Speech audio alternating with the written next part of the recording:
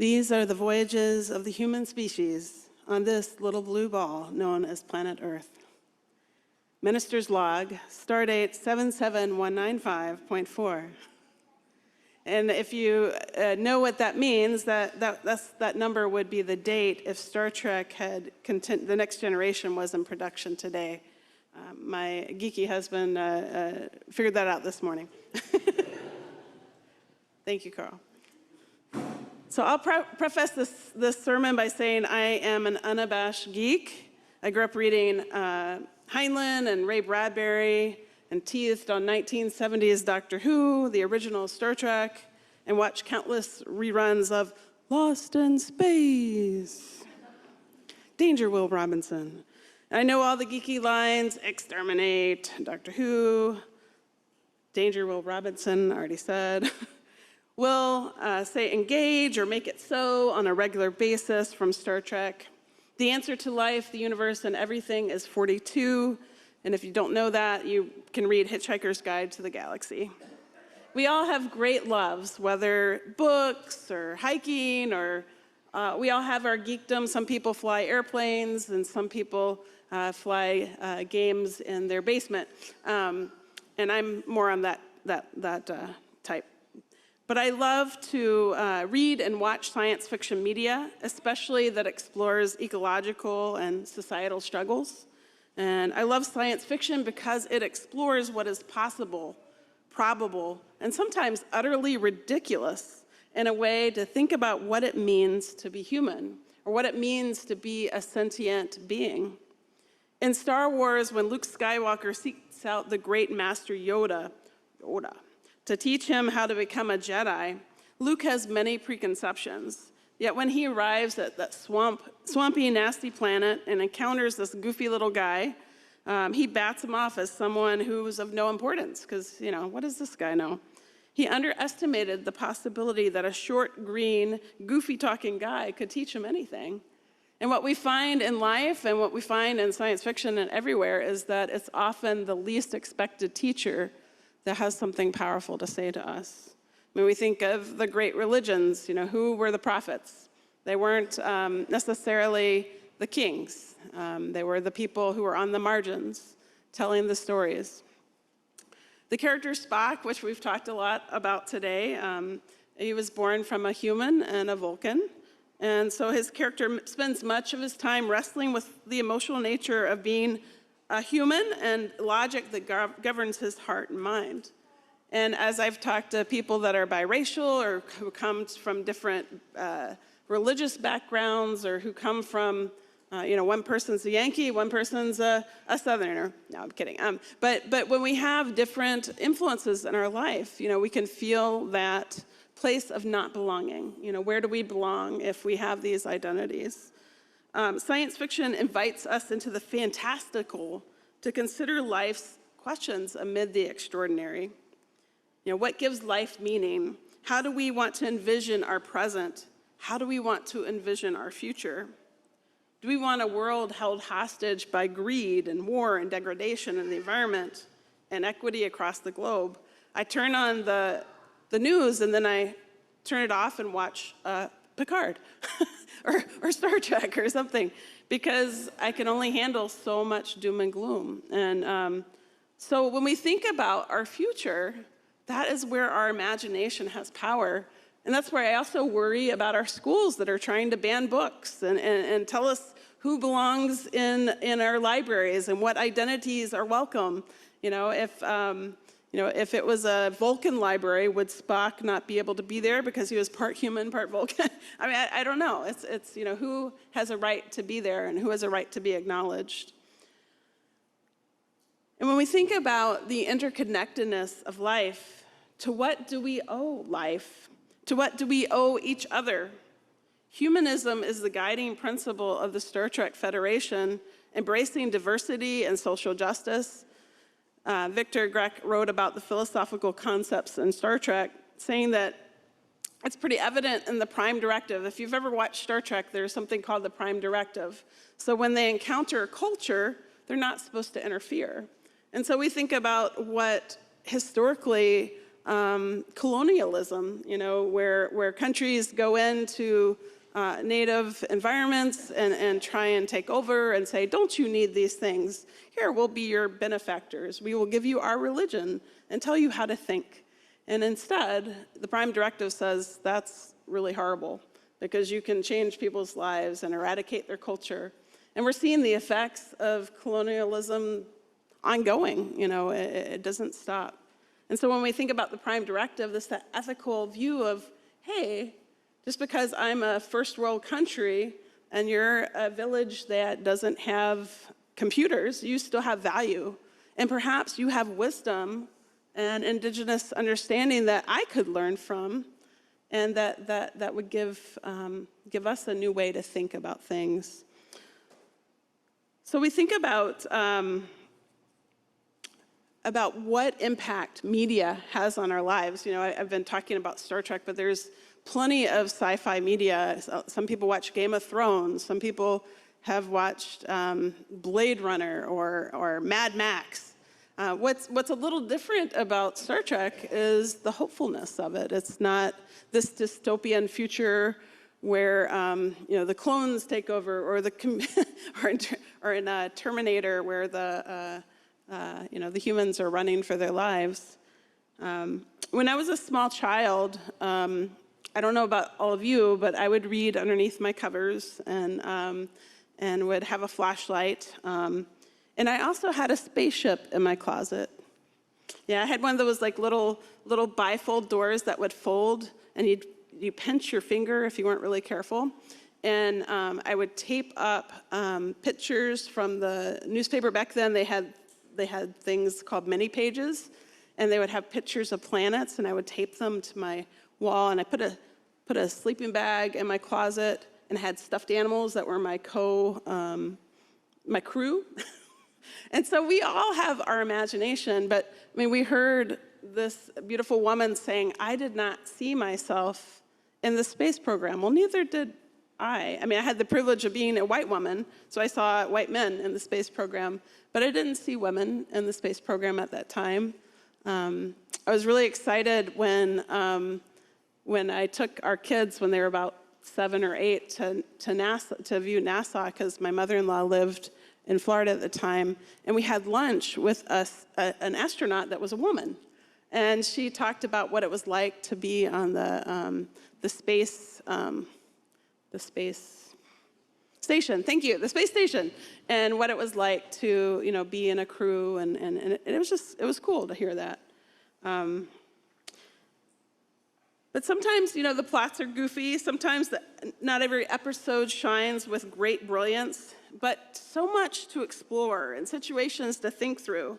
What would a Romulan do in this scenario? What would a Vulcan do? And if you don't know what those mean, that's fine. If you have different types of people and different types of situations. Whose life matters more? They had a character Data who is an android, and we're thinking about AI right now, right? We're seeing ChatGPT and AI is coming up. What constitutes life? What constitutes the value of life?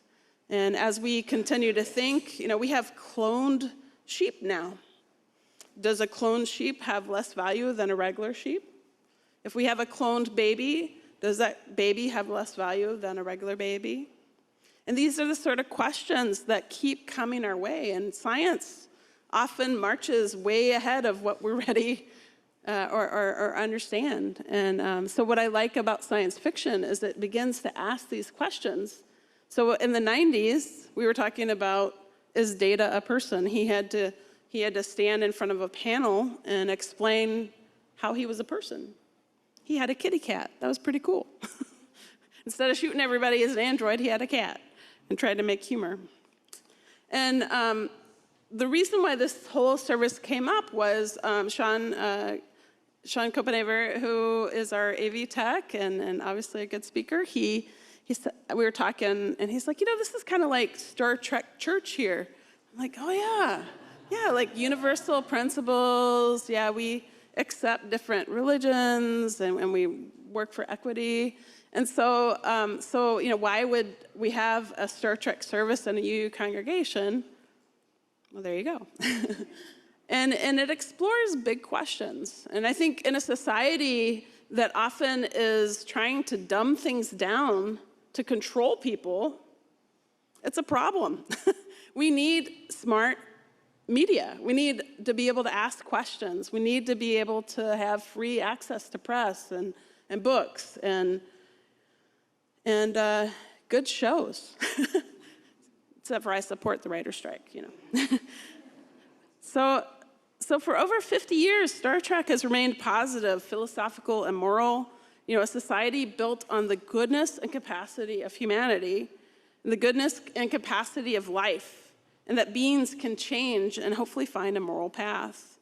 And I like to think that science fiction can save us. That sounds kind of dramatic, but it means that we're willing to think beyond the ordinary. It asks the question, is this possible? I asked friends on Facebook what they thought about Star Trek and what it meant about ethics. And Charlene Burns said, I'm old enough to have watched the original Star Trek while still forming my understanding of the world. I might have been without it, in retrospect, it had a powerful impact on becoming a more open-minded person than I might have been without it. I began to question cultural attitudes and expectations as a way of watching these weekly adventures where people were going where no one had gone before. And science fiction has generally been a huge part of my imagination. Roddenbery pushed interracial relationships when that wasn't happening in many places. Looking at different species, being in romance, or an android having a romance. It's all, or gender identity, or personal thoughts. And so I think when we can think about what is possible, then we don't squish ideas. We don't squish people's identities. And so, so there are Saturday Night Live skits, making fun of Star Trek conventions. Oh, hey, live long and prosper. They make fun of the geekiness, and it's funny. But I also like to think that in that geekiness, people can be themselves. And I like to think that in whatever nerddom that you have, whether it's gymnastics, singing, I don't know, name it. What's your nerddom? Singing? Any shows you like? Board games, yeah. Computer games. So I think more and more in technology, especially, has let us specialize in our cultures. You'll see. I know when my son told me, yeah, I'm really into anime jazz. I'm like, what is anime jazz? And he said, well, let me tell you. And he was showing me the anime, and I'm like, that's actually pretty good. And so I think, with technology, we can access programs and music and really explore things more than we did before.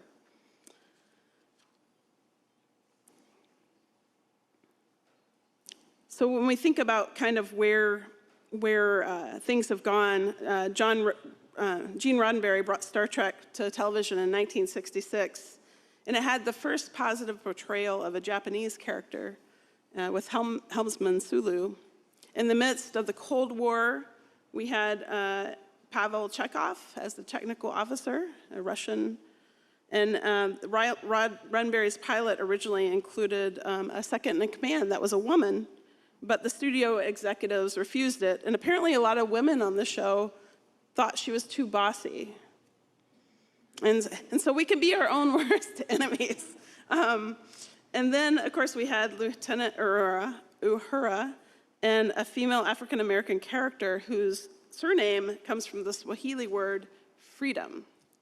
And so the series has remained progressive up until today.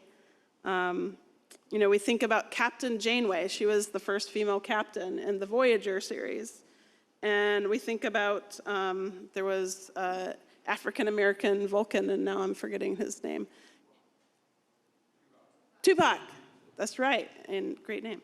And then we think about, oh wait, here's a really cool quote. So every alien race exhibits a single stereotype, and this is a concern. So Klingons were violent, Ferengis were greedy capitalists, Vulcans were cold scientists, Bajorians were spiritualists, and so we did see some typecasting. But in Undiscovered Country, there was a speciesism.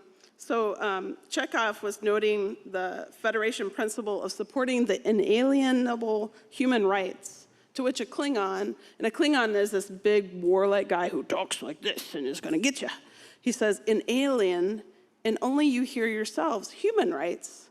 Why? The name is very racist. The Federation is no more than a Homo sapiens only club. And so even as we try and be progressive, we think about, what life matters. And we look at, we just found out on Jupiter's moon that there were signs of carbon, that there is likely life in the oceans of that moon. What if that is intelligent life? What if we get a signal tomorrow and they say, take me to your leader? I don't know. I mean, so what are we going to do as a planet, as a species? And these are the sort of questions to ask, is whose life matters? Are the dolphins smarter than we are? Maybe. They have pretty big brains, but we don't treat them very well. We don't treat their oceans very well.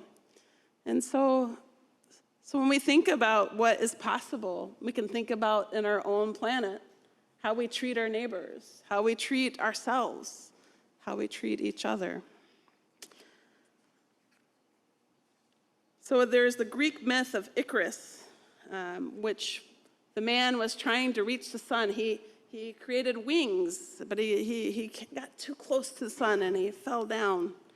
And we think about the desire to fly. There was a French brothers in 1783 who began to send balloons into the air, first with animals, and then sending 2 men across.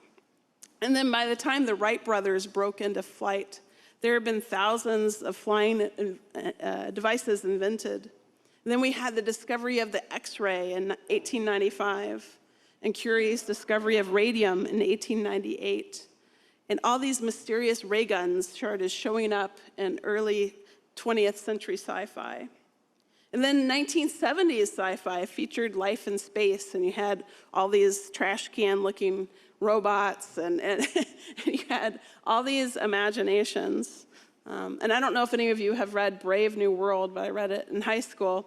But a lot of things were predicted in some of these shows, like cell phones and too much media. And so it's really interesting how predictive sci-fi can be, or how reactive it can be. So as we close our service today, I invite you to think about, what does science fiction call us towards, besides imaginations and popcorn and just having a good time? And I think it calls us into a state of imagination, a state of wonder. And for some, that is walking through the woods and then looking at a starry sky. I've been really excited by the Aurora app. There's an app you can get for your phone that predicts auroras. And I really want to see these night lights, because I know that there's going to be an alien in there somewhere. No, seriously though, it is really extraordinary to think that we could see northern lights. And have any of you seen them before? Yeah, and it just fills you with a sense of being, we're on a planet, but I don't know, it seems like it would make you feel like we're not alone. And we're not. We're just on this tiny little ball in a big universe. And we're just all figuring it out. We have these imaginary lines for our countries, and we think that, those people are our enemies, and those people are not from our religion, and those people. But at what point do we just become the human race, or if we have other intelligence, what point do we become just life and respect life?